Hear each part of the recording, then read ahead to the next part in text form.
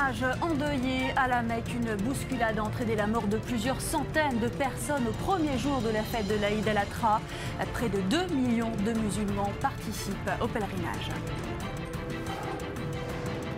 Le déploiement russe militaire en Syrie est en marche. Après avoir acheminé du matériel de combat sophistiqué, Moscou prépare 2 nouvelles bases pour accueillir 2000 militaires russes en Syrie.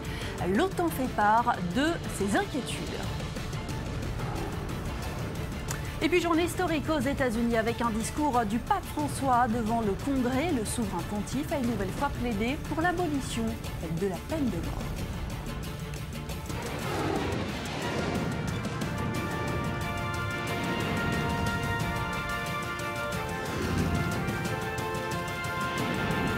Le Grand Direct avec Daniel Atlan. Bonsoir, bienvenue, c'est le Grand Direct sur i24 News et à la une de l'actualité ce soir, l'un des pires drames qui ait frappé le grand pèlerinage à la Mecque, plus de 700 morts. C'est le dernier bilan d'une bousculade aujourd'hui à Mina. Il ne cesse de s'alourdir. Le drame s'est produit lors de rituels annuels auxquels participent des millions de musulmans. Parmi les victimes, 90 Iraniens. Téhéran pointe du doigt des erreurs de sécurité. Les précisions de Cyril Amar que l'on retrouve tout de suite après. Un jour de fête qui tourne au drame. Il est environ 10 heures ce matin à Mina, près de la ville sainte de la Mecque, lorsque l'accident se produit. Une énorme bousculade provoquée par 2 marées humaines marchant en sens inverse. Des corps inertes jonchent le sol. Au milieu de la foule, les secours tentent de s'organiser. Mais le bilan est lourd. Plus de 700 morts et 700 blessés. Contacté par téléphone, un journaliste arabe-israélien nous livre son témoignage. J'ai quitté la Mecque pour Mina il y a quelques minutes. À la Mecque, le pèlerinage se poursuit normalement. Les pèlerins effectuent les 7 tours autour de la Kaaba. On entend beaucoup de colère parmi eux. Ils accusent le gouvernement saoudien. Même si l'évacuation des blessés se poursuit, les autorités ont du mal à contrôler l'affluence, et ce malgré les efforts de canalisation. Cette année, plus de 2 millions de musulmans sont venus des 4 coins du monde pour effectuer le grand pèlerinage, l'un des 5 piliers de l'islam. Au premier jour de l'Aïd al-Adha, la fête du sacrifice, ils étaient venus ce jeudi suivre la Jamarat, le rituel de lapidation. 7 pierres lancées par les fidèles sur une grande stèle qui représente Satan. C'est ici, dans ce gigantesque campement de tentes construit pour l'occasion, que le drame s'est produit. En 2006 déjà, lors de la même cérémonie, une bousculade avait coûté la vie à 364 pèlerins. Les autorités saoudiennes, elles, décline toute responsabilité. L'accident, comme la plupart le savent, était une bousculade causée par la surpopulation et également causée par certains pèlerins qui ne suivent pas les instructions de mouvement, de la sécurité et du ministère. Mais telle est la volonté de Dieu. Cette année, avant le début du pèlerinage, un autre accident avait endeuillé le royaume wahhabite. 109 personnes avaient été tuées par la chute d'une énorme grue dans la grande mosquée de la Mecque. Cyril Amar, bonsoir. Bonsoir. Alors on va voir avec vous dans un instant la signification de cette fête, l'Aïd al-Adha, qui a donc été endeuillée cette année à la Mecque. Mais avant cela, tour d'horizon que vous nous avez préparé, des commémorations à travers le monde arabo-musulman. C'est avec le Ramadan la célébration la plus importante de l'islam. L'Aïd al-Adha, la fête du sacrifice. Un événement majeur pour 1,5 milliard de musulmans à travers le monde. Rite incontournable de la fête, le sacrifice du mouton. Ici, en France, pour l'occasion, des abattoirs temporaires ont été installés un peu partout. Mais ils peinent toujours à répondre à la demande. En Libye, toujours en proie au chaos, ils étaient des centaines ce jeudi à prier sur la place des Martyrs à Tripoli. Tripoli encore, mais au Liban cette fois. Dans cet abattoir, des bouchers s'acharnent à préparer les moutons, abattus à l'occasion de la fête. À quelques encablures, en Syrie, Bachar el-Assad, lui, assiste à la prière traditionnelle dans une mosquée de Damas. À Jérusalem, des milliers de Palestiniens se sont réunis ce jeudi matin pour prier sur l'esplanade des mosquées après une semaine marquée par des violences sur ce lieu doublement saint. En Afrique, les musulmans du Nigeria célèbrent la fête comme ici à Lagos, alors que le nord-est du pays redoute de nouvelles attaques du groupe islamiste Boko Haram. Direction l'Asie, ici en Chine, les musulmans sacrifient des moutons lors du festival Kurban, la version chinoise de l'Aïd al-Adha. Dans la cité-État de Singapour, les musulmans fêtent, eux, sous un épais brouillard causé par des feux de forêt sur l'île voisine de Sumatra. Signe du progrès technologique en Inde, les vendeurs traditionnels de chèvres redoutent cette année la concurrence des ventes d'animaux en ligne. Une journée de festivité donc pour le monde arabo-musulman, mais entachée cette année par le drame de la Mecque et par l'exil des migrants. Ici, en Croatie, ils sont des milliers à traverser le pays entassés dans des trains, avec une pensée toute particulière pour leur famille en ce jour de l'Aïd. Oui, car l'Aïd, la fête du sacrifice, Cyril, c'est la fête la plus sacrée de l'islam. Et que sait-on sur l'origine de cette célébration? Alors qu'on l'appelle l'Aïd al-Adha, la fête du sacrifice, ou encore l'Aïd al-Kabir, la grande fête, c'est effectivement la fête, la célébration la plus sacrée après le Ramadan dans le calendrier musulman. Pourquoi? Eh bien parce qu'elle évoque le souvenir d'Abraham, Ibrahim chez les musulmans, un Ibrahim qui, pour prouver sa foi en Dieu, va jusqu'à vouloir sacrifier son fils Ismaël, Ishmaïl. Et au moment où il s'apprête à trancher la gorge de son enfant, eh bien l'ange Gabriel, Djibril, chez les musulmans, intervient et remplace l'enfant par un mouton. Et c'est donc en souvenir de cette soumission totale, pour ainsi dire, d'Ibrahim, que les musulmans du monde entier sacrifient une bête en ce jour de l'Aïd al-Adha pour prouver eux aussi leur soumission à Dieu. Alors vous le dites, c'est la fête la plus sacrée après le Ramadan, mais cette fois-ci, contrairement au Ramadan, c'est fêté à une date particulière qui est fixée. C'est la même chaque année finalement. Absolument, parce que l'Aïd al-Adha n'est pas soumise, contrairement à d'autres fêtes musulmanes, au calendrier lunaire, le calendrier de l'islam, le calendrier de l'Hégire. Elle a lieu tous les ans, le 10 du mois de Zul Hijjah, c'est le dernier mois du calendrier musulman, et elle intervient, Daniel, 70 jours exactement après la petite fête, l'Aïd el-Zrir, contrairement à l'Aïd el-Kabir, et qui est donc marque, comme vous le savez, la fin du Ramadan. Et qui dit fête religieuse dit forcément prière. Oui, les fidèles, hommes et femmes, se rendent à la mosquée le matin. Donc ce matin, ce jeudi matin, ils écoutent la prêche de l'imam qui rappelle la confiance d'Abraham en Dieu, les valeurs du monothéisme, l'amour d'Allah, etc.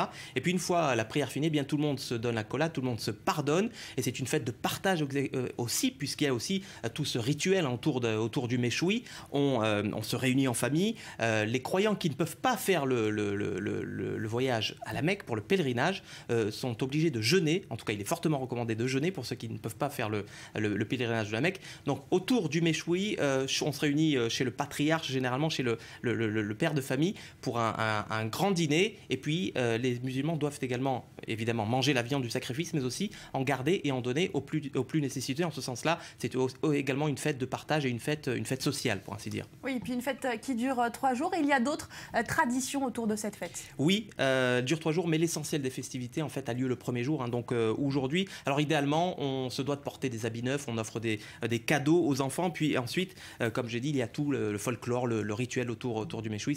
C'est un grand moment de festivité et un grand festin ce jour d'Aïd al-Adha. Voilà, un moment de festivité qui a malheureusement été endeuillé. Je vous rappelle le dernier bilan, plus de 700 morts à la Mecque. Merci beaucoup Cyril Amar pour ces précisions. À l'occasion de la fête de l'Aïd en Israël, le mont du Temple a été fermé aujourd'hui aux visiteurs juifs et aux touristes. Les autorités ont renforcé la sécurité alors que le site a été le théâtre de violences au cours des derniers jours. Sur place, le reportage de Mathias Inbar. Sous protection rapprochée, voilà la manière dont ces juifs sont pris en charge à leur entrée sur le mont du Temple, l'esplanade des mosquées. Quelques policiers israéliens et surtout autant d'inspecteurs du Waqf, organisme jordanien qui contrôle les cultes musulmans de Jérusalem, que de fidèles juifs. Une visite d'ailleurs dénoncée par 95% du corps rabbinique en Israël et soutenue par des mouvements marqués très à droite de l'échiquier politique. Nous nous sommes volontairement écartés du groupe, ne portant aucune distinction religieuse, aucun cri ni insulte à notre encontre. Avant que les inspecteurs du Waqf nous interpellent, un premier nous demande si nous sommes touristes, avant qu'un deuxième insinue que nous faisons partie des services secrets intérieurs. Quelques questions plus tard, nous sommes invités à rejoindre le groupe de juifs religieux, non sans que notre présence soit immortalisée par plusieurs inspecteurs du Waqf et des Palestiniens. Ces derniers accusent les juifs de vouloir s'emparer des lieux et briser ainsi le statu quo. Un statu quo bafoué selon Mahmoud Abbas après une opération des forces de sécurité israéliennes dont la mosquée Al-Aqsa, à l'intérieur de laquelle ont été découverts blocs de pierre, feux d'artifice et explosifs artisanaux. Le président palestinien a dénoncé ce qu'il qualifie d'opération des pieds sales israéliens. Au vu de ces images, ces policiers étaient attendus, non pas par des musulmans pratiquants, mais par des dizaines de jeunes encagoulés. Ces derniers se sont barricadés à l'intérieur de la mosquée, brisant au passage portes et fenêtres. Quelques jours après ces violences, notre marche quadrillée se déroule sans presque aucun contact avec les membres des associations Mourabitoun et Mourabitat, littéralement sentinelles en arabe. Accusées par les autorités israéliennes de semer le trouble autour du mont du Temple, elles ont été déclarées hors la loi le 7 septembre dernier. Elles seraient financées par le mouvement islamique, la branche arabe israélienne des Frères musulmans. C'est en quittant les lieux, à reculons, que nous allons les retrouver dans l'une des rues étroites de la vieille ville. Une manifestation improvisée mais ultra contrôlée. Tout le monde est verbalement attaqué, des policiers aux dirigeants israéliens. Ce jour-là, pas de violence physique. Le déploiement policier est impressionnant. Un autre jour de tension permanente s'achève dans la vieille ville de Jérusalem.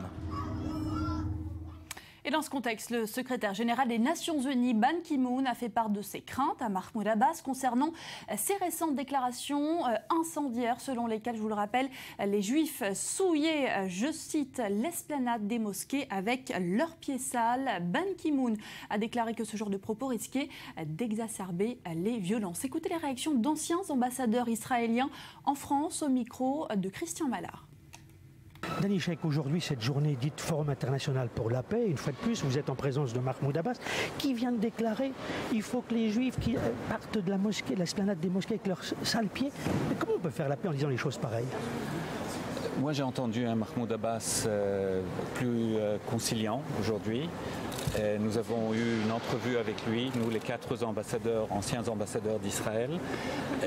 Quelqu'un qui cherche à répondre favorablement à l'appel de Benjamin Netanyahou de venir le rencontrer. Il va le déclarer publiquement. Et j'ai espoir que le langage que vous venez de citer, qui est inacceptable évidemment, est le résultat de besoins politiques d'image d'un Mahmoud Abbas qui est sous beaucoup de pression dans les territoires. Alors, très critiqué justement pour ses positions modérées. Vous avez été en contact aujourd'hui avec Mahmoud Abbas, vous lui avez parlé, je crois, pour cette journée dite de la paix dans le monde international et particulièrement au Moyen-Orient. Qu'est-ce que vous en avez tiré de cet entretien ? Cet entretien était ouvert, franc. Nous avons reçu l'assurance du président Mahmoud Abbas qu'il n'allait pas remettre en cause les accords d'Oslo, ce qui nous importe beaucoup. Il nous a dit même qu'il était prêt à recevoir le Premier ministre Benjamin Netanyahou à Ramallah sans condition préalable. Donc il y a là un enjeu de taille à accomplir. Et nous nous sommes même permis de parler de la culture de paix qui devrait se développer entre les deux peuples. Nous étions pleinement d'accord avec le président Abbas que le statu quo n'était plus praticable, qu'il fallait aller vers autre chose. Néanmoins, nous avons constaté dans les propos de Mahmoud Abbas lui-même, et c'est là où peut-être que cette strate de mélancolie était perceptible, que la France avait commencé quelque chose, mais que les États-Unis s'y étant opposés, pour le moment, les Français ne sont pas tellement disponibles pour continuer cette requête. En tout cas, il serait souhaitable qu'Israël lui-même, pas seulement la France, puisse assister Mahmoud Abbas dans sa démarche aux Nations Unies. Vous deux qui êtes des grands sages, Elie Barnavi et Yehuda Lancry, est-ce que vous avez le sentiment, et vous connaissez le terrain mieux que quiconque, qu'un jour cette paix va prévaloir avec ce qui manque finalement chez les protagonistes de la crise globalement, puis avec l'environnement difficile pour Israël, la paix, enfin le courage et la volonté politique? Je veux dire, moi je suis, je ne veux pas dire optimiste, ça ne veut rien dire, mais je suis persuadé, mais vraiment mieux, convaincu que nous verrons la paix de nos jours. Et je dis cela parce que j'ai une petite expérience d'historien, comme vous le savez, que rien n'est moins sûr que ce qui nous semble sûr aujourd'hui, et que le manque d'alternatives réelles et la soif de vie finalement de tout le monde fait qu'on trouvera une solution. Alors, à partir de là, évidemment, il faut parler politique. Et autre titre de l'actualité ce soir, le renforcement de la présence militaire russe en Syrie qui suscite les inquiétudes des Occidentaux.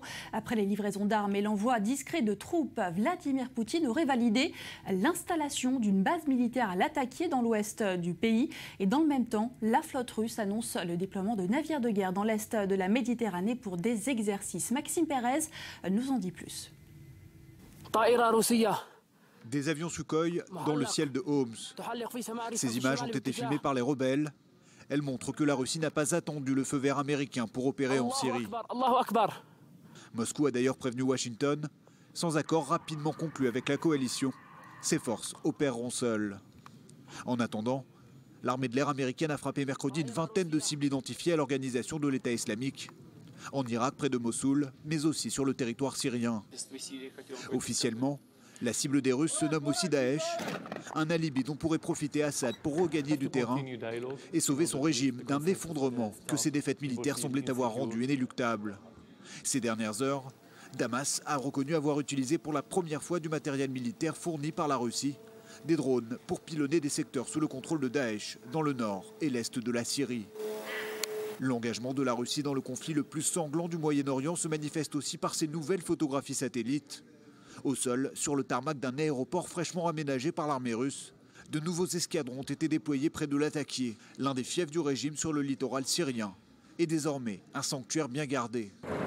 Et si les Occidentaux n'avaient pas compris le message, la Russie a annoncé que sa marine de guerre procéderait le mois prochain à d'importantes manœuvres au large de la Méditerranée, non loin des côtes israéliennes et chypriotes. C'est aussi à cette date que les armées russes et israéliennes effectueront leur toute première réunion de coordination. L'objectif, très clairement affiché par Benyamin Netanyahou lors de sa visite à Moscou la semaine dernière, est d'éviter un incident militaire dans le ciel syrien, où l'État hébreu ne veut pas s'interdire d'opérer. Reste à savoir quel impact aura la présence russe sur celle d'autres belligérants, comme l'Iran et le Hezbollah. Une stabilisation du front syrien qui favoriserait un règlement politique. Mais qu'en sera-t-il du rôle d'Assad et quelle marge de manœuvre auront les Occidentaux pour empêcher que la réelle politique de Vladimir Poutine ne l'emporte? Alors justement, décryptage avec vous, Emmanuel Navon, bonsoir. Bonsoir. Vous êtes professeur de relations internationales à l'Université de Tel Aviv. Tout d'abord, pourquoi maintenant? Comment est-ce que vous expliquez cette montée en puissance de la Russie en Syrie? Parce que cela fait 1 an exactement que l'armée américaine a lancé ses frappes aériennes contre l'État islamique et qu'1 an plus tard, non seulement l'État islamique n'est pas en retrait, mais il se maintient et il avance même dans certaines parties de l'Irak et de la Syrie. Et par conséquent, la conclusion de Vladimir Poutine aujourd'hui, c'est que les frappes aériennes occidentales, auxquelles se joindront probablement la France, la Grande-Bretagne s'est déjà joint également l'Australie, ne permettront pas de faire tomber l'État islamique. En revanche, l'État islamique pourra faire tomber à tout moment Bachar Assad. Et là, Poutine intervient pour préserver ce qu'il reste de Bachar Assad, alors même que du point de vue de l'Occident, il ne se passe pas vraiment au porte-à-faux, puisque soutenir Assad, comme il le dit, c'est également lutter contre l'État islamique. Mais les Occidentaux insistent pour que Assad ne fasse pas partie d'un futur éventuel accord politique en Syrie. Alors ils insistent pour qu'il ne fasse pas partie d'un futur accord, mais c'est la nouveauté, ils acceptent de lui parler. On a entendu Angela Merkel, la chancelière allemande, l'affirmer ce matin. C'est une victoire pour Bachar al-Assad.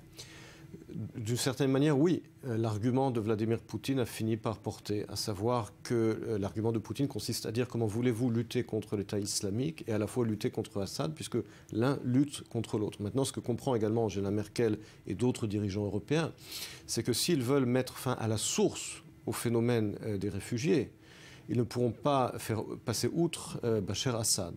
Et ils semblent vouloir compter sur Bachar Assad pour garder un espèce, au moins, une stabilité même précaire ou même partielle en Syrie pour mettre fin à ce phénomène des réfugiés vers l'Europe. Donc il s'agit également de réelle politique de la part des Européens. C'est une réelle politique que peuvent comprendre les opinions publiques en Occident. Un jour, on leur dit que finalement Bachar el-Assad, c'est l'homme à abattre, et le lendemain, on peut dialoguer avec lui.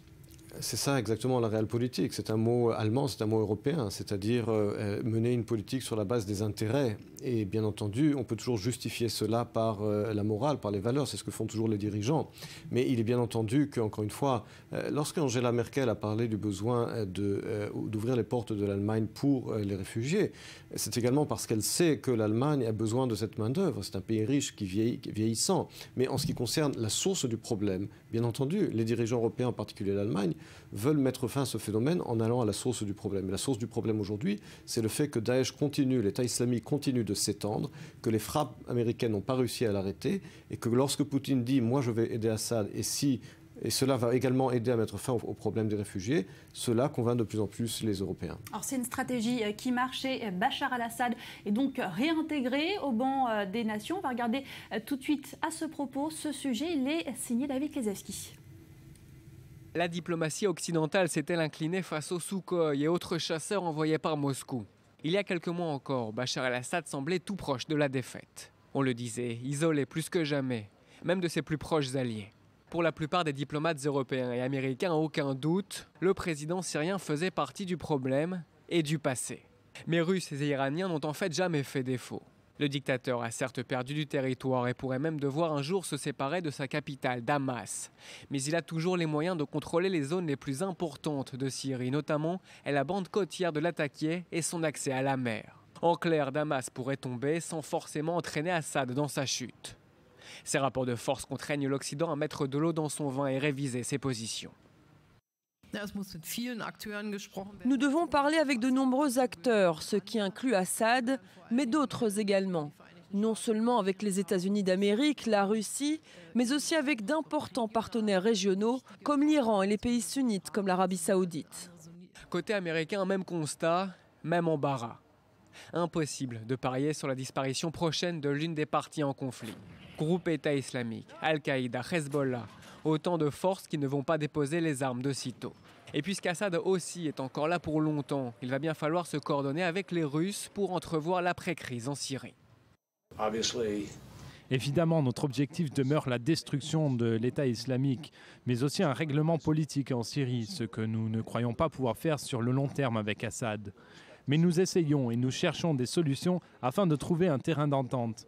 Concrètement, si vous voulez qu'un règlement politique soit obtenu, vous devez avoir des conversations avec les gens et vous avez besoin de trouver un terrain d'entente. Une certaine confusion se fait pourtant sentir dans plusieurs pays. En France, Manuel Valls affirmait il y a 15 jours qu'aucun compromis n'était possible avec le président du régime syrien.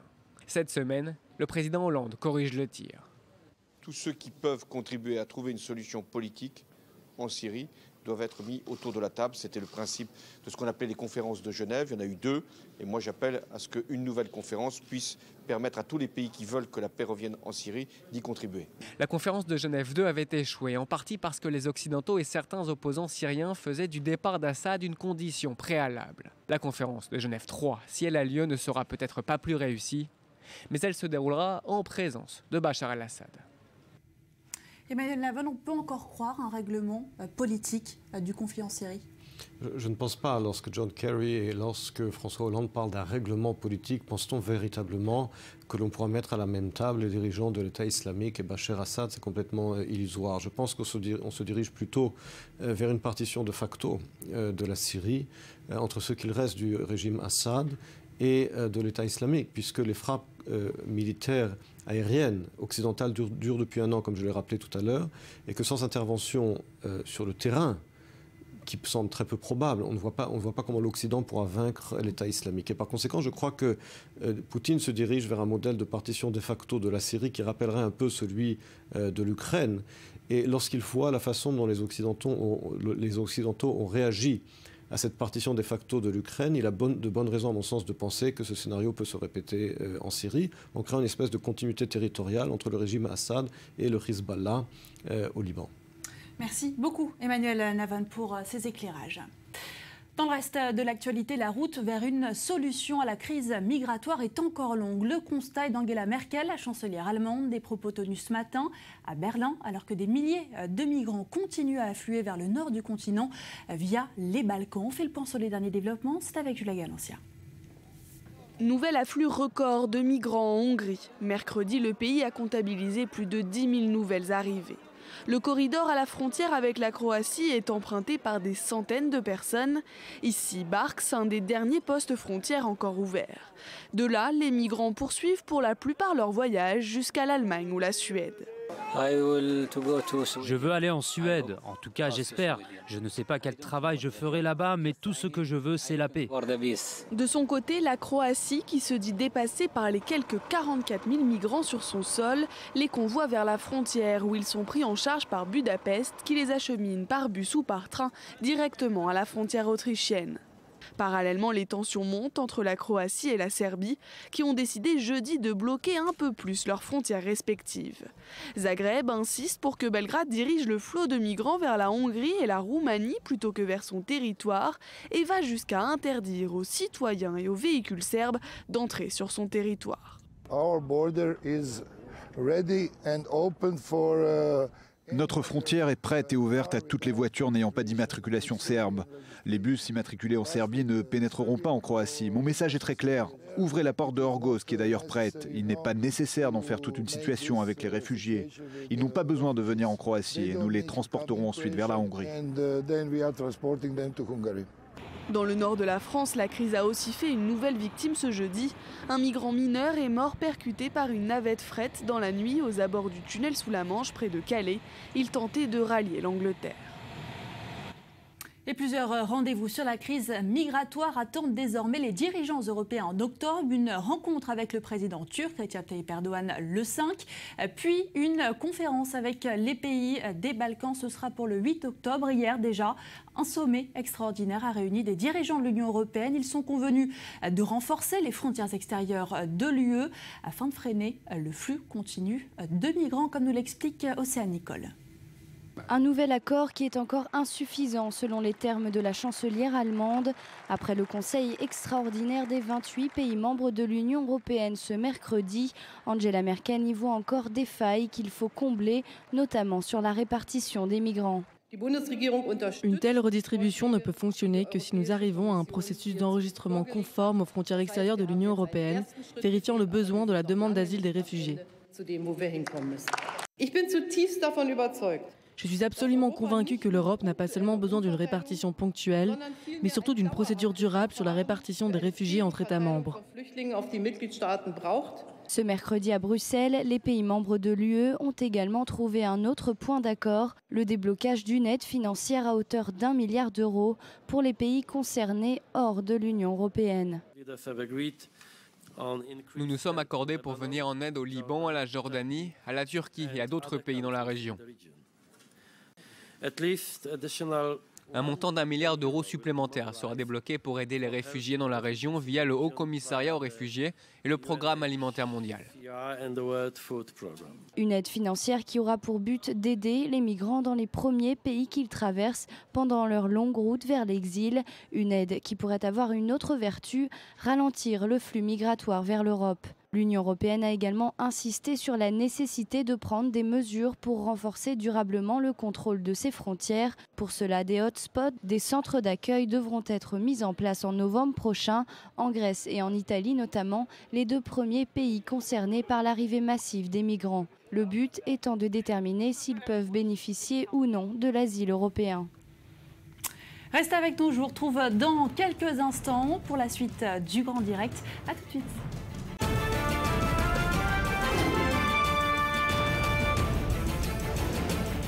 Pèlerinage endeuillé à la Mecque, une bousculade a entraîné la mort de plusieurs centaines de personnes au premier jour de la fête de l'Aïd el-Adha. Près de 2 millions de musulmans participent au pèlerinage. Le déploiement russe militaire en Syrie est en marche. Après avoir acheminé du matériel de combat sophistiqué, Moscou prépare désormais 2 nouvelles bases pour accueillir 2000 militaires russes sur place. L'OTAN fait part de ses inquiétudes. Et puis journée historique aux États-Unis avec un discours du pape François devant le Congrès. Le souverain pontife a une nouvelle fois plaidé pour l'abolition de la peine de mort.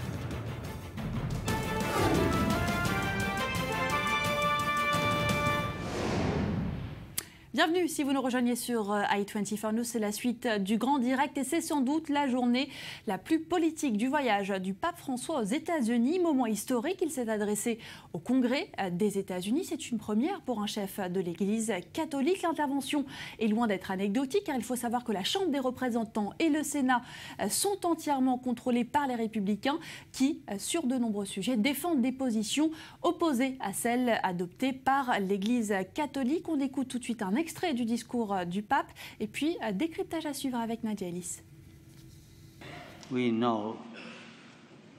Nous savons qu'aucune religion n'est totalement protégée contre les différentes formes de folie ou d'extrémisme idéologique.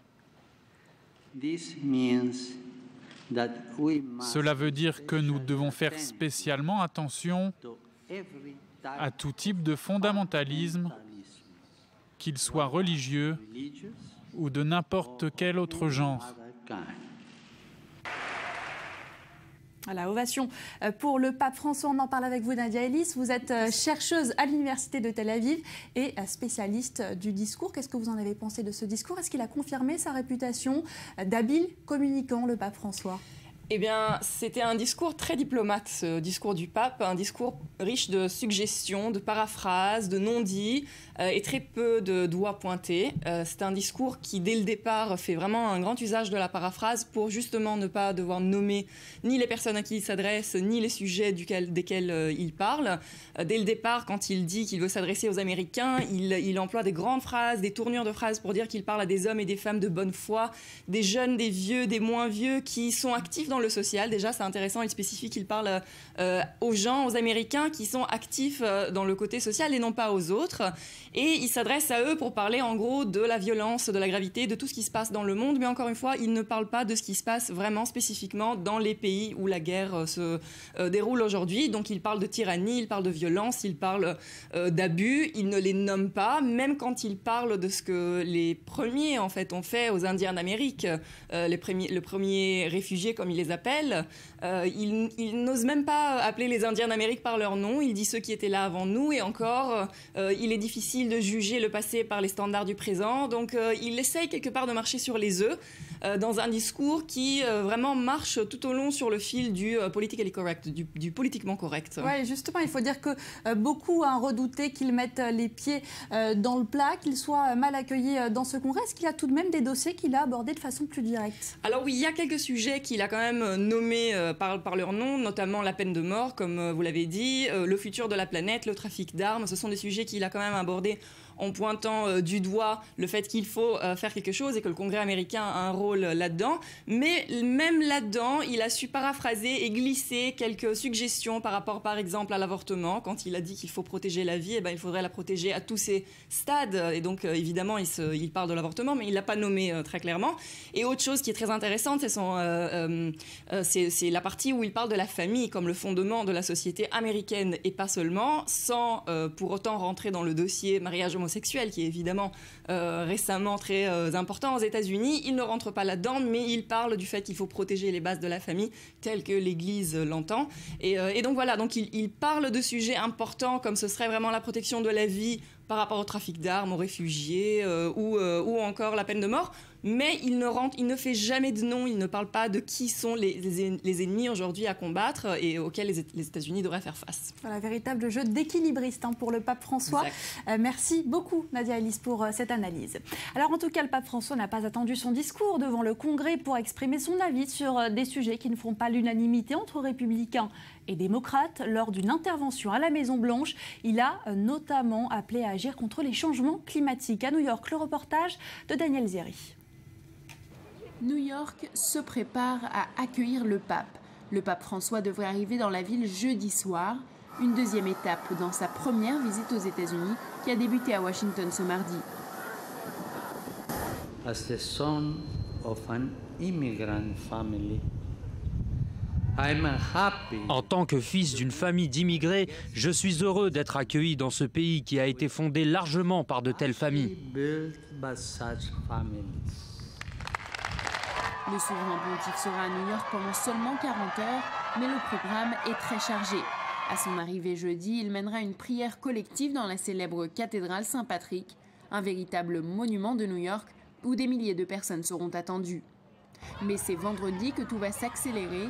Le pape commencera sa journée à 8h30 avec un discours très attendu devant l'Assemblée générale de l'ONU. Un discours dans lequel il devrait évoquer la pauvreté, le changement climatique, mais aussi la crise des migrants. Prochain arrêt dans son parcours, le mémorial du 11 septembre, où le pape François rendra hommage aux 3000 victimes des attentats du World Trade Center. Et plus tard, dans l'après-midi, il visitera aussi une école à Harlem et ira à la rencontre de la foule dans Central Park, avant de tenir le dernier événement sur la liste, une messe à Madison Square Garden. Même si certains New-Yorkais ne sont pas enthousiastes à l'idée de voir des rues bloquées, des embouteillages, la visite reste historique pour beaucoup. Je pense que c'est un événement extraordinaire. Je pense que cette visite est encore plus importante que les visites des papes précédents parce que ce pape touche des sujets qui sortent du domaine papal, comme le réchauffement climatique. Donc je pense que des gens de toutes les religions seront contents de le voir. La visite du pape François intervient seulement 3 jours avant le plus grand rassemblement de chefs d'État à l'ONU. C'est le plus grand défi auquel devront faire face les forces de sécurité à New York. Tous les scénarios sont à envisager. Et on reste aux États-Unis avec une autre visite, celle du président chinois Xi Jinping. Le président est sur place depuis hier pour un séjour d'une semaine. Il est reçu ce soir par Barack Obama à la Maison-Blanche. Les deux hommes vont dîner ensemble au moment où leurs relations ne sont pas des plus cordiales, car la liste des sujets qui fâchent entre les deux premières puissances économiques et mondiales est longue. Correspondance à suivre à New York juste après ce rappel des faits. La commande est historique. 300 avions d'entreprises chinoises commandés à Boeing pour un prix catalogue de 38 milliards de dollars. Le constructeur, qui ne veut pas être distancé par Airbus sur le juteux marché chinois, a fait ses annonces lors de la visite d'État du président chinois Xi Jinping aux États-Unis. La Chine, plus gros marché international de Boeing, représente environ un avion livré sur 4 par l'avionneur américain depuis le début de l'année. En dépit du net ralentissement économique dans le pays, l'essor de la classe moyenne chinoise devrait contribuer à doper le nombre de passagers alors que les liaisons régionales se multiplient. La Chine comptera pour presque 17% des avions de ligne vendus dans le monde d'ici à 2034 selon Boeing. Le président chinois Xi Jinping, en visite aux États-Unis, a martelé mercredi devant un parterre de dirigeants d'entreprises américains l'importance des relations commerciales sino-américaines. Nous voulons approfondir notre compréhension mutuelle avec les États-Unis sur les orientations stratégiques et la voie vers le développement. Nous voulons plus de compréhension et de confiance, moins de séparation et de méfiance, afin de désamorcer les malentendus et les erreurs de jugement. Pour sa première visite officielle aux États-Unis, Xi Jinping s'est voulu rassurant face à une classe politique et des chefs d'entreprise américains sceptiques aussi bien sur les réformes économiques que les cyberattaques, les droits de l'homme ou la contrefaçon. Xi Jinping rencontrera Barack Obama à Washington vendredi et prendra aussi pour la première fois depuis son accession à la présidence chinoise la parole à la tribune de l'Assemblée générale des Nations unies. Voilà pour ce sujet signé Julia Ganancia. On va tout de suite prendre la direction des États-Unis. Retrouver notre correspondant sur place, David Benaïm. Bonsoir. Bonsoir. Alors, de nombreux contentieux opposent Pékin et Washington. Quels sont-ils précisément? Est-ce qu'ils vont peser sur cette rencontre entre les deux dirigeants? Il y a 4 thèmes principaux qui divisent et qui devraient être au cœur de leur rencontre. Tout d'abord, la cybersécurité. Washington a suggéré à plusieurs reprises que la Chine était derrière les différentes attaques informatiques sur les fichiers de fonctionnaires américains, exposant des millions de dossiers gouvernementaux. Pékin dément toute implication, mais Barack Obama a exprimé la semaine dernière qu'il était arrivé à un point où il considère ces attaques comme une menace contre la sécurité nationale. Sur le plan économique, les États-Unis s'inquiètent de l'attitude de Pékin sur la manipulation des taux de change et sur la fébrilité des marchés financiers, mais les États-Unis ne sont pas en position de force du point de vue économique. La dette en bons du Trésor envers la Chine s'élève à plus de 1,2 trilliard de dollars. Le problème de la propriété intellectuelle devrait également être abordé. Cela affecte de nombreuses entreprises américaines qui s'inquiètent que certains secrets de fabrication de leurs produits soient utilisés à des fins commerciales. Ce fut notamment l'un des sujets de conversation hier lorsque le président chinois a rencontré Tim Cook, le patron d'Apple, et Mark Zuckerberg, le fondateur de Facebook, lors du forum sur l'industrie en ligne réuni à Seattle. Enfin, du point de vue diplomatique, Washington a multiplié les mises en garde face aux volontés conquérantes de Pékin contre l'installation de bâtiments militaires dans les zones maritimes contestées au sud de la mer de Chine, aux dépens du Japon et de la Corée du Sud, des alliés historiques des États-Unis. Alors pourquoi se rencontrer justement maintenant dans ce contexte? On sait également que Barack Obama est en fin de course. Quels sont les intérêts des deux côtés?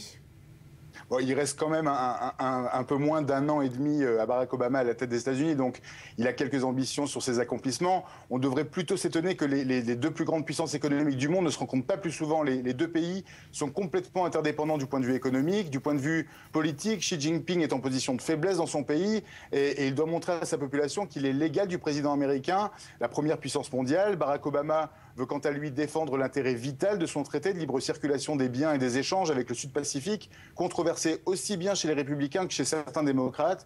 Et s'il peut obtenir une détente sur les tensions militaires en mer de Chine, c'est un capital que les candidats démocrates à sa succession pourraient tirer à leur avantage. Merci beaucoup David Benaïm pour ce point en direct de New York pour i24 News. Les appels à la clémence se multiplient dans le monde pour empêcher l'exécution imminente d'Ali Mohamed Al-Nimr, un jeune chiite condamné à mort en Arabie Saoudite. Voici son portrait. Le jeune homme de 21 ans de confession chiite avait été arrêté pour avoir manifesté contre le régime alors qu'il était encore mineur. Il devrait être décapité et son corps crucifié en place publique. Le verdict est tombé alors que Riyad vient d'obtenir un poste clé au sein du Conseil des droits de l'homme à l'ONU. La France appelle l'Arabie Saoudite à revoir sa position. On écoute François Hollande. La France, elle est opposée à la peine de mort. Elle demande d'ailleurs au plan international l'abolition de la peine de mort. Et j'ai toujours rappelé, et notamment en Arabie Saoudite, que cette position ne variait pas, ne connaissait aucune exception. Et que pour nous, tout doit être fait pour faire cesser ces exécutions, partout, et notamment en Arabie Saoudite. Et c'est pourquoi je demande à l'Arabie Saoudite de renoncer à l'exécution du jeune Ali Mohamed Al-Nimr. Après un demi-siècle de conflits armés, la paix avec les FARC est désormais à portée de main. Les Colombiens veulent en tout cas y croire. Après l'annonce d'un accord historique entre le gouvernement et la guérilla des forces armées révolutionnaires, un accord qui prévoit très précisément comment seront jugés les responsables du conflit colombien. On fait le point avec Joseph Emmanuel. Ils sont tous vêtus de blanc pour peut-être tourner l'une des pages les plus sanglantes de l'histoire du continent sud-américain. Historique, titre la presse colombienne, pour décrire cette poignée de main entre le président et le chef des FARC, la guérilla marxiste révolutionnaire. C'est sous l'œil satisfait de Raúl Castro, à Cuba, que ces hommes ont promis de faire la paix. L'accord signé traite du sort judiciaire des combattants, point crucial des pourparlers. La conclusion finale doit prendre place dans 6 mois. Nous sommes heureux d'annoncer que ce tribunal spécial pour la paix a été mis en place par toutes les parties impliquées dans le conflit, les combattants, les non-combattants des deux côtés, dans une perspective fondamentalement réparatrice qui ouvre la possibilité d'atteindre la vérité.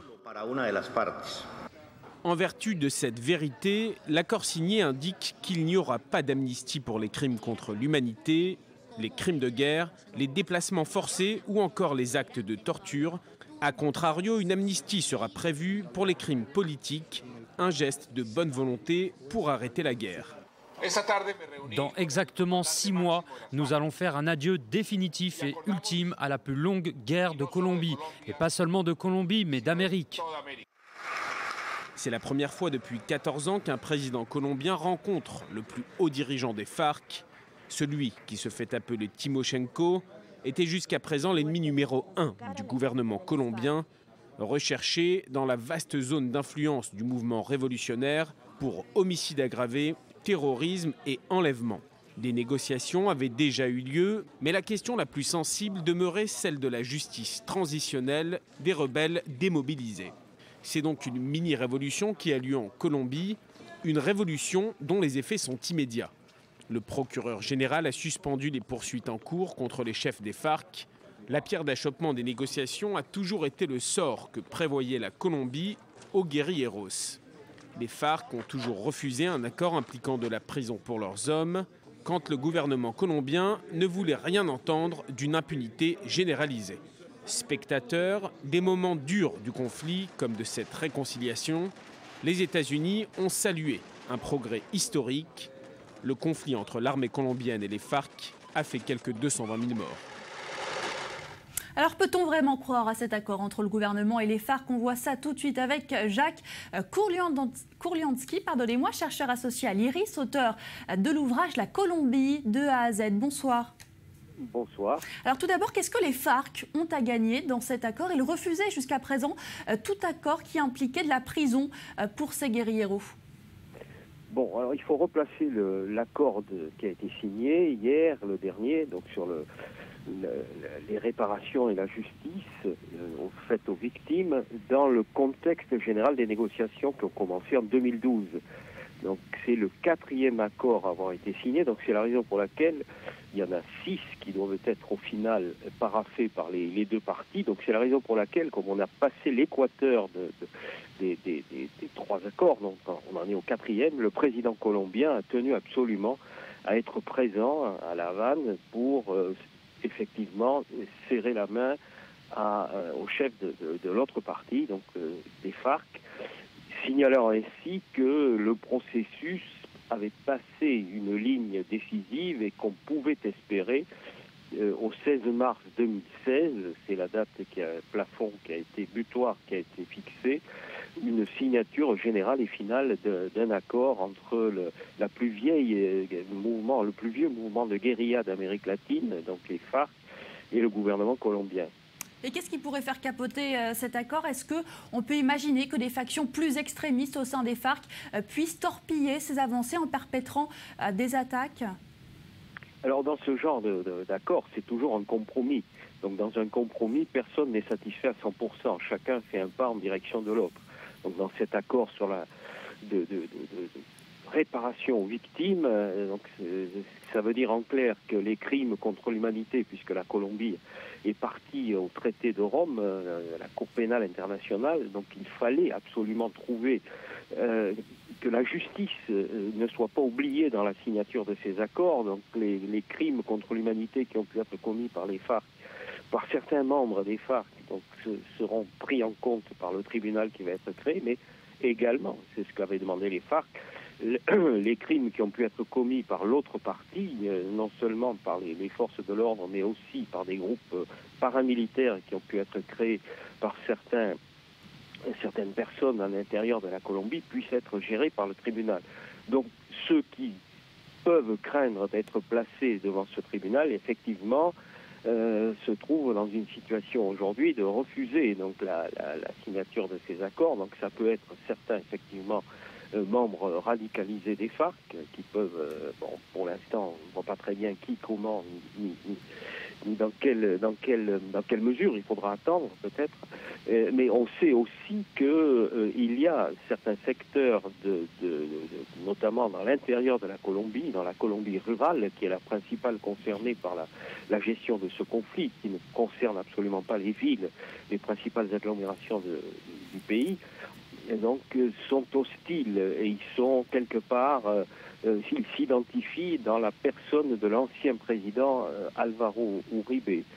On peut aussi considérer qu'il y a des résistances dans certaines parties des forces de l'ordre qui sont les mieux dotées financièrement et socialement de l'Amérique latine. Et s'il y a signature d'un accord de paix, cela veut dire qu'il y aura des crédits qui seront coupés, qu'un certain nombre d'avantages accordés aux forces armées seront réduits. Et donc on peut penser que de ce côté-là aussi, il y aura des résistances. Merci beaucoup Jean-Jacques Kourlianski. Je rappelle que vous êtes l'auteur de l'ouvrage La Colombie de A à Z. Allez, on passe à l'actualité politique en France avec vous, Léa Berdugo. Bonsoir. Bonsoir, Daniel. Alors, Emmanuel Macron, de nouveau attaqué par Martine Aubry, car la maire de Lille a vivement critiqué les dernières déclarations du ministre de l'économie. Elles concernent le statut des fonctionnaires. Oui, Martine Aubry n'y est pas allée de main morte. Ras-le-bol d'Emmanuel Macron a-t-elle lancé lors de sa conférence de presse de rentrée politique. Alors, en cause, vous l'avez dit, eh bien, les récents propos d'Emmanuel Macron sur le statut des fonctionnaires. Il avait effectivement déclaré que ce statut n'était plus compatible pour certaines missions. Ces mots ont donc déclenché l'ire de Martine Aubry qui n'en était pas à sa première critique envers le ministre de l'économie. Je vous propose de l'écouter. Macron, comment vous dire, ras-le-bol. Voilà, ras-le-bol. Voilà, c'est le ministre de l'économie. Il faut qu'il mette tout son énergie, qui est grande, et sans doute ses talents, à accélérer la croissance et l'emploi. Et moi, je dois dire, je supporte de moins en moins à la fois l'arrogance, et notamment sur les fonctionnaires, pour un ancien fonctionnaire, certes devenu banquier d'affaires, mais quand même un ancien fonctionnaire, qui sait sans doute qu'en période de crise, on n'a jamais eu autant besoin des fonctionnaires. Alors ce n'est pas nouveau, hein, Léa, mais en tout cas on en a un nouvel exemple aujourd'hui.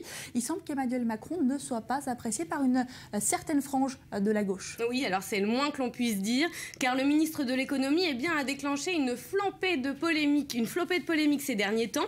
Dernière en date, celle sur les 35 heures. Emmanuel Macron avait déclaré que la gauche avait pu croire que la France irait mieux en travaillant moins. Tout cela est derrière nous, avait-il dit. Ce qui n'avait pas plu à de nombreux membres du Parti socialiste lors des universités d'été de La Rochelle à la fin du mois d'août. Certains criant même Macron démission, car cet ancien banquier d'affaires, au discours aux accents libéraux, a bousculé le PS ces derniers temps. Le premier secrétaire du parti, Jean-Christophe Cambadélis, l'avait même enjoint à ne pas dépasser ses prérogatives. Il avait invité à se cantonner à l'économie plutôt que de s'attaquer aux lois qui régissent le monde du travail. Et François Hollande dans tout ça? François Hollande, il est apparu quelque peu agacé par ces passes d'armes entre Martine Aubry et Emmanuel Macron. Hollande a souvent retoqué le ministre de l'économie après ses sorties, comme là encore sur les fonctionnaires. Là, il a préféré jouer le rôle de l'arbitre présidentiel. Parfois, le silence est d'or, a-t-il déclaré. Merci Léa Berdugo pour cette revue politique en France. On en vient à ce scandale du trucage des tests anti-pollution par Volkswagen et il continue de s'étendre. Le ministre allemand des Transports reconnaît que des fraudes ont eu lieu en Europe aussi, sous pression. Martin Winterkorn, le grand pilote de Volkswagen, a été contraint de céder sa place. Le récit de Johanna Citruc. Je m'excuse profondément auprès de nos clients, des autorités et de l'opinion publique pour cette faute. Ces excuses face caméra diffusées en début de semaine n'auront pas suffi à convaincre. Mercredi, le patron de Volkswagen a été contraint de démissionner. Martin Winterkorn nous a proposé de démissionner de son poste de directeur général. Le conseil de surveillance a accepté cette décision avec beaucoup de respect pour M. Winterkorn. Le constructeur automobile est accusé d'avoir mis au point un logiciel capable de fausser les contrôles anti-pollution. Les consommateurs pensaient alors acheter des voitures respectueuses de l'environnement. Une fraude qui concernerait 11 millions de véhicules à travers le monde. L'une des raisons pour lesquelles j'ai acheté cette voiture diesel, c'est pour sa consommation faible et parce qu'elle était propre. Et le pire, c'est qu'on vient de la faire vérifier. Et maintenant, on découvre que tout cela était une farce. Ça fait mal au cœur. Avec ses 12 marques et ses 200 milliards d'euros de chiffre d'affaires annuel, le groupe Volkswagen est un pilier de l'économie allemande. Le secteur automobile représente 14% du PIB national et près de 20% des exportations. Résultat, c'est le pays tout entier qui pourrait pâtir de ce scandale. Les 600 000 employés de cette entreprise ne doivent pas faire les frais de cette manipulation. Nous devons faire attention à ne pas entraîner des dommages au niveau mondial pour tout un secteur. Mais le mal est déjà fait. En début de semaine, l'action Volkswagen a plongé de 35%, entraînant dans son sillage d'autres titres du secteur automobile. Des enquêtes ont été lancées dans plusieurs pays, notamment aux États-Unis, en Italie et en France. Il faut absolument que les intérêts de ces victimes soient défendus. Les victimes, ce sont les salariés qui sont fragilisés, ce sont les consommateurs qui ont été trompés et c'est aussi l'État qui verse des primes pour l'achat de véhicules propres et donc il y a aussi un vol de fonds publics. Selon un sondage publié mercredi soir, plus de 9 Français sur 10 pensent que Volkswagen n'est pas un cas isolé. D'après eux, plusieurs constructeurs automobiles contourneraient la loi sur les émissions des diesels. Allez, on ouvre une page de sport. Coupe du monde de rugby. Le 15 de France est imposé hier soir contre une modeste équipe de Roumanie pour son deuxième match de la compétition. Alors oui, l'objectif a été atteint, mais Philippe Saint-André a passé un sérieux savon au bleu après une première mi-temps plus que laborieuse. On voit ça avec Maël Benoliel. Deuxième victoire en 2 matchs pour le 15 de France dans cette Coupe du monde de rugby. Et cela malgré une première demi-heure catastrophique. Mais l'équipe bis, alignée par Philippe Saint-André, a réussi à éviter le piège pour l'emporter finalement contre la modeste équipe de Roumanie, 38-11. On n'a pas la chance de jouer contre la France chaque jour. C'est un bon privilège de nous tester aussi, notre niveau. Maintenant, on est ici, c'est tout ce qu'on peut. Les résultats, c'est laquelle vous le savez. Une victoire avec à la clé 5 essais inscrits qui permet à l'équipe de France de s'installer en tête de son groupe et d'enchaîner avec une 4e victoire d'affilée, une première depuis 2012, après les 2 matchs de préparation remportés face à l'Angleterre et l'Écosse. Je pense qu'on s'en est pas trop mal sorti, on ne s'est pas affolé, ça a été compliqué, c'est sûr. On l'avait dit dans la semaine que ça serait compliqué, qu'ils n'allaient pas venir la fleur au fusil et nous laisser gagner le match comme ça. Maintenant, voilà, on ne s'est pas affolé et on a mis les choses dans l'ordre petit à petit. Face à la Roumanie, le sélectionneur français n'a pas hésité au coup d'envoi à laisser au repos 13 de ses titulaires lors du précédent match. C'est positif, on change 13 joueurs. On a fait rentrer tout le monde dans la compétition.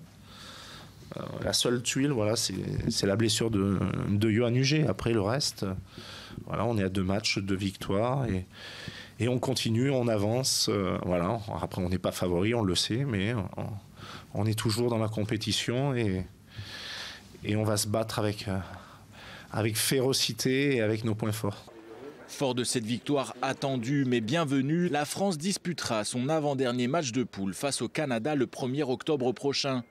Un nouveau piège à éviter et une série de 5 victoires consécutives pour Philippe Saint-André et ses hommes avant leur choc décisif face à l'Irlande le 11 octobre au Millennium de Cardiff.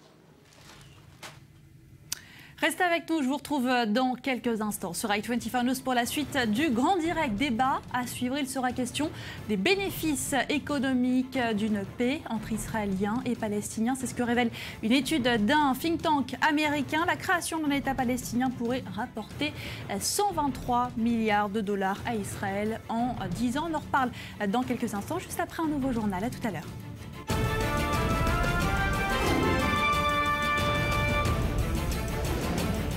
De retour sur le plateau du Grand Direct, bienvenue si vous nous rejoignez à la recherche des raisins sacrés. En Israël, un chercheur en agronomie part à la chasse de variétés de raisins israéliens utilisés en Terre Sainte il y a des centaines d'années.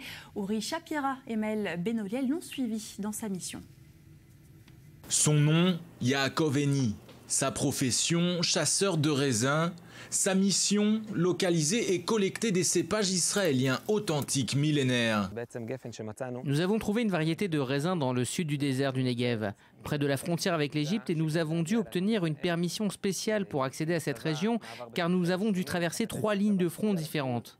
Là-bas, au milieu de nulle part, dans le désert, où ne tombent que quelques millimètres de pluie par an, nous avons trouvé plusieurs vignes poussant sur des escaliers. Nous ne savons pas qui a construit ces marches, s'il s'agit de bédouins ou de quelqu'un d'autre.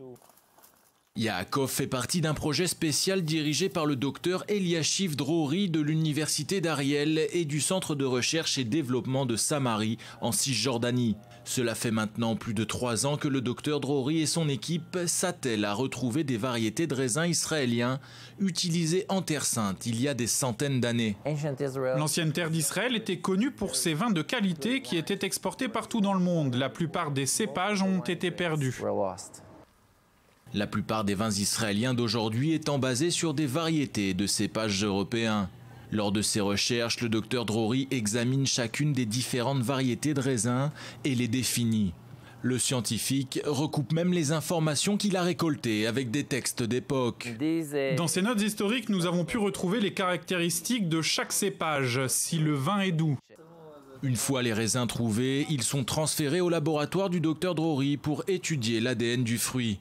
Le but, s'assurer qu'il s'agit bien d'un raisin d'époque. L'étape suivante consiste alors à comparer ces ADN à celui de pépins de raisin retrouvés lors de fouilles archéologiques. D'après le docteur Drori, la quête des raisins sacrés aurait porté ses fruits. 2 types de raisins mentionnés au temps des Romains et connus pour leur grande qualité ont déjà été mis à jour. Nous avons 2 noms, le Gendali et le Chandali, qui sont les 2 types de raisins qui ont survécu à travers l'histoire.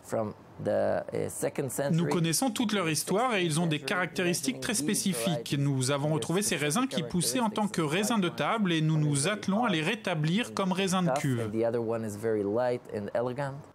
Ce projet ambitieux qui réunit à la fois la science, l'histoire et l'art du vignoble permettra peut-être à terme de déterminer si l'année 1300 avant Jésus-Christ a été une année millésimée.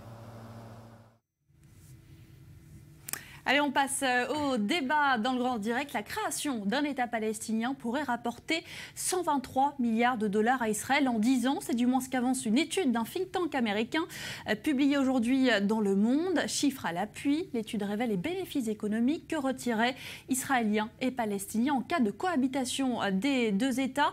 On en débat dans un instant avec nos invités, mais d'abord les grandes lignes de ce rapport, c'est avec Joseph Emmanuel. 20 ans après la signature des accords d'Oslo entre Israël et l'OLP, on ne voit toujours pas d'issue au conflit israélo-palestinien. Les deux camps peinent à imposer leurs visions respectives et cette voie sans issue semble d'autant plus paradoxale qu'une paix pourrait rapporter des milliards de dollars à Israël comme à la future Palestine. Une annonce de l'agence américaine RAND Corporation, un laboratoire d'idées dont les experts restent persuadés que la paix se fera par l'économie. Leur rapport a été publié en juin dernier pour prouver chiffres à l'appui les bénéfices économiques que retiraient Israël et la Palestine en cas de cohabitation des deux États. Plusieurs solutions ont été envisagées. Solution des deux États, retrait unilatéral coordonné, retrait unilatéral non coordonné, résistance non violente ou encore soulèvement violent. Mais toutes ces équations sont prises sous l'angle des coûts et bénéfices économiques directs comme indirects, pour les Israéliens comme pour les Palestiniens sur les 10 ans à venir. Plusieurs facteurs sont pris en compte dans ces projections, la hausse du PIB, la croissance démographique, l'extension des implantations israéliennes, les cycles de tension et même l'aide internationale aux Palestiniens. Certains facteurs intangibles, tels la défiance réciproque, le facteur religieux ou le sentiment d'insécurité, n'ont pas été mis à l'index. Et le résultat est sans appel. La solution des deux États rapporterait à Israël 123 milliards de dollars, 50 milliards aux Palestiniens. Le revenu moyen par ménage augmenterait de 36% côté palestinien, 5% côté israélien. Les investisseurs étrangers afflueraient, le tourisme et le commerce fleuriraient avec les pays du Moyen-Orient. Bref, que du bon, quand le retour au conflit armé aurait pour conséquence une perte de près de 50% de ce même PIB côté palestinien et 10% côté israélien. Le scénario d'une résistance palestinienne non violente enregistre déjà ses premiers succès au sein de la communauté internationale, mais des succès plus symboliques qu'économiques. Le mouvement BDS incite au boycott total d'Israël sans se soucier des retombées sur les Palestiniens. Certains considèrent que ce boycott d'Israël a déjà fait perdre aux Palestiniens des millions de dollars, les deux économies étant trop intimement liées. Cette étude fournit donc des arguments supplémentaires à la solution des deux États, mais face à l'impasse politique et au renouveau des tensions à Jérusalem, ces arguments trouvent de moins en moins d'écho. Et on en débat tout de suite avec nos invités. Daniel Sheikh, bonsoir. Bonsoir. Vous êtes ancien ambassadeur d'Israël en France. Freddy Eitan, également diplomate. Bonsoir, ancien ambassadeur d'Israël en Mauritanie. Est-ce que les dirigeants actuels ont conscience du coût de ce conflit ? Le coût, évidemment, s'il y a une intifada, le coût concernant le budget national israélien, évidemment, aura un coût sévère. Et si du côté palestinien, la même chose. Quand il y a une destruction de la bande de Gaza, ça va de soi qu'on doit reconstruire. Mais concernant ce reportage ou cette analyse faite, cette enquête faite concernant les bénéfices qu'on peut avoir donc d'un État palestinien, oui, tout à fait, évidemment, on peut avoir des grands bénéfices parce que l'État d'Israël, vous savez, souhaite la création d'un État palestinien, c'est dans l'intérêt d'Israël. Cela dépend évidemment de quelle manière, comment gérer cet État, que deviendra cet État, etc. Mais d'un autre côté, je pense, un peu sceptique, parce que dans le sens où on publie dans 10 ans ce qui va se passer au Proche-Orient, on ne sait même pas ce qui va se passer demain. Vous savez, donner des chiffres, c'est très bien, mais ce sont des analystes, des économistes, c'est très bien. Mais d'un autre côté, s'il n'y a pas de processus de paix, si une intifada revient, si la violence est perpétuée un peu partout en Cisjordanie comme à Gaza, il n'y aura pas non seulement d'un État palestinien, mais il n'y aura pas non plus ces bénéfices pour cet État palestinien et pour Israël aussi. Donc je crois que la formule de Fayyad, par exemple, l'ancien Premier ministre palestinien, disait « il faut commencer par l'économie ». Arafat et Abbas disent « nous devons d'abord passer sur le plan national, créer une entité politique ». Je crois que l'aspect économique est beaucoup plus important que l'aspect politique aujourd'hui, puisqu'on n'arrive pas à arriver, on n'arrive pas. Regardez qu'est-ce qui se passe aujourd'hui. Je viens de voir à l'instant un reportage sur la chaîne 2 israélienne, où le correspondant des affaires arabes est arrivé dans la ville, vous savez, Roabi. C'est une nouvelle ville qui se trouve au nord de Ramallah. Cette ville, on voit les images, c'est extraordinaire. En quelques années, un milliardaire américain, d'un nom d'un Masri d'ailleurs, il est à la fois palestinien mais d'origine probablement égyptienne par son nom, a créé une ville entière. Et aujourd'hui, on commence à se loger dans cette ville. Voilà une idée qui peut donner un second souffle, non seulement à l'économie palestinienne, mais aussi un espoir dans les conditions. Parce que les Palestiniens veulent travailler chez nous, mais ils ont des difficultés à venir, il y a des checkpoints, il y a des problèmes. Mais ils souhaitent aussi gagner leur pain. Et c'est là le problème. Et quand il y a un chômage aussi important, évidemment, on est à la maison, on a des enfants à nourrir, et c'est la violence. Alors et c'est une intifada. En tout cas, la notion de paix économique, c'était le slogan de Benyamin Netanyahou pendant plusieurs années. Ça n'a pas vraiment fait ses preuves. Non, bien sûr que non, parce que la paix économique peut et doit évidemment accompagner la paix diplomatique. Elle ne peut pas la remplacer. C'est illusoire de penser que les Palestiniens vont renoncer à leurs aspirations nationales simplement parce que le confort de leur vie va augmenter. Il suffit de regarder l'histoire des derniers siècles pour comprendre que personne n'était prêt à mourir pour ajouter 10% à son PIB. Mais des peuples entiers étaient prêts à se battre à la mort pour le droit à l'indépendance. Donc l'un ne peut pas remplacer l'autre. Cela dit, il ne faut pas négliger l'importance d'une telle étude. D'ailleurs, avec tout le respect qu'il faut honnêtement donner aux chercheurs de la Rand Corporation, qui est quand même un des think tanks les plus sérieux et les plus importants du monde, même intuitivement, c'est assez clair qu'une région en paix vit mieux qu'une région en guerre. C'est-à-dire, là, c'est chiffré. C'est intéressant. Ce n'est pas un pronostic, Freddy. Ce n'est pas qu'ils prédisent que c'est ça qui va se passer. Ils disent, si cela va se passer, cela aura des répercussions telles sur l'économie. Par contre, et ils le disent aussi dans l'étude, si vous la lisez, c'est que si il y aura une intifada, comme vous venez de le dire, la perte sèche pour l'économie palestinienne comme israélienne est telle et telle. Donc moi, je trouve intéressant et important qu'un groupe tel que la Rand Corporation essaye de faire un pronostic. Ce n'est qu'un pronostic, ce sont des projections, elles valent ce qu'elles valent. D'ailleurs, ce n'est pas la première. Il y a une organisation israélienne qui s'appelle the Israel Peace Initiative, l'initiative de paix israélienne, qui avait commandé un des les économistes les plus réputés d'Israël, Yaron Mariav, qui était un haut fonctionnaire du ministère des Finances ici, d'essayer de faire un pronostic sur l'économie d'abord nationale d'Israël, mais même l'impact que cela aurait sur les foyers individuels en Israël.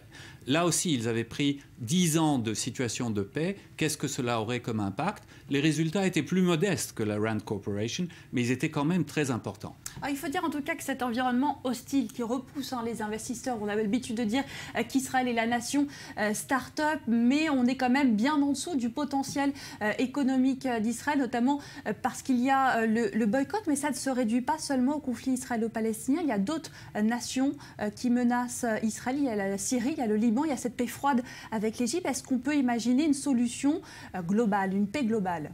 Oui, bien sûr. Non, le problème, ce n'est pas de pronostiquer, c'est la réalité sur le terrain. Et il faut la voir. Depuis les accords d'Oslo, vous savez, un an après les accords d'Oslo, en 1994, il y a eu une conférence à Paris, une conférence des donateurs. On a investi plusieurs milliards d'euros pour l'autorité palestinienne. Hélas, c'est parti d'une part dans des caisses noires qu'on connaît, et d'autre part, ça n'a pas été justement investi pour les Palestiniens. On a un problème aussi dans la gouvernance, même chez les Palestiniens. Fayyad a quitté le pouvoir parce qu'il y a eu des problèmes, il faut le dire aussi. Il y a un problème chez les Palestiniens. Mais non, quand vous parlez, par exemple, vous savez, ce milliardaire que je disais, américain, palestinien, veut créer ce qu'on appelle un Silicon Valley. Ce Silicon Valley, c'est extraordinaire parce que nous, Israéliens, vous parlez de start-up, vous parlez de technologie, etc., on peut les aider, on peut les former. Ça serait extraordinaire. Mais il faut... en cours, il y a des projets. Oui, communs, non, mais c'est très bien. Non, mais il faut encourager tout cela parce que on n'a pas besoin de partir dans d'autres pays arabes. C'est entre Ramallah et Jérusalem, c'est à 15 minutes. On y arrive. Donc, tout cela est possible. La possibilité est là. Le problème, il y a deux choses. Il y a un problème de leadership des deux côtés d'ailleurs. Et il n'y a pas du côté israélien une initiative de paix cohérente et qui pourrait éventuellement faire avancer le processus de paix. Mais d'un autre côté, il y a un refus où les Palestiniens ne veulent pas s'asseoir à la table des négociations, préfèrent d'une part le BDS, c'est-à-dire le boycottage d'Israël, ou aller dans les instances internationales comme ils vont le faire à l'ONU à la fin du mois. Donc pour vous dire, c'est là le problème. Et nous devons trouver un autre système, une autre formule. C'est pour ça que la formule économique est importante. La formule de donner aux Palestiniens cet espoir que c'est possible. Parce que si on commence... Les Palestiniens sont très dépendants d'Israël économiquement. Évidemment, 80% de l'économie palestinienne dépend d'Israël, des échanges qu'on a avec Israël. C'est un ballon d'oxygène. Ça fausse pas les négociations. C'est un ballon d'oxygène. Je ne sais pas si ça fausse les négociations, mais c'est une situation malsaine pour les deux parties. C'est clair qu'une plus grande créativité, une plus grande indépendance de l'économie palestinienne va bénéficier à tout le monde. Et moi, je vois plus large. Pour avoir rencontré des représentants de pays arabes plus lointains, avec certains desquels nous avons déjà de modestes échanges économiques sous les radars, ils n'attendent que le moment de pouvoir ouvrir les portes à un véritable commerce. Donc tout ça, il faut le prendre en considération. Il y a une volonté de la région d'intégrer Israël économiquement. Mais tout ça n'est pas possible tant que l'épine palestinienne reste sans solution. Donc c'est la clé. C'est la clé. Et je ne peux qu'espérer, ne serait-ce que pour des raisons économiques, il y a beaucoup d'autres, mais c'est une de plus, que c'est le pronostic le plus optimiste de la Rand Corporation qui verra le jour. Est-ce qu'on peut se permettre d'être optimiste en deux mots lorsqu'on voit que Mahmoud Abbas est à ce point affaibli et qu'il va remettre en question peut-être les accords d'Oslo? Il est affaibli pas par Israël, vous savez, il est affaibli par le Hamas, il est affaibli par ses opposants et puis il est affaibli par l'âge. Il a 80 ans. Donc il y a plusieurs domaines et on espère, vous savez, il y a des solutions comme l'euro-méditerranée de Sarkozy ou d'autres problèmes qu'on pourrait éventuellement évoluer en ce sens. Merci beaucoup Freddy Hattan, merci Daniel Sheikh et merci à vous d'avoir suivi ce grand direct. Passez une très belle soirée sur notre antenne.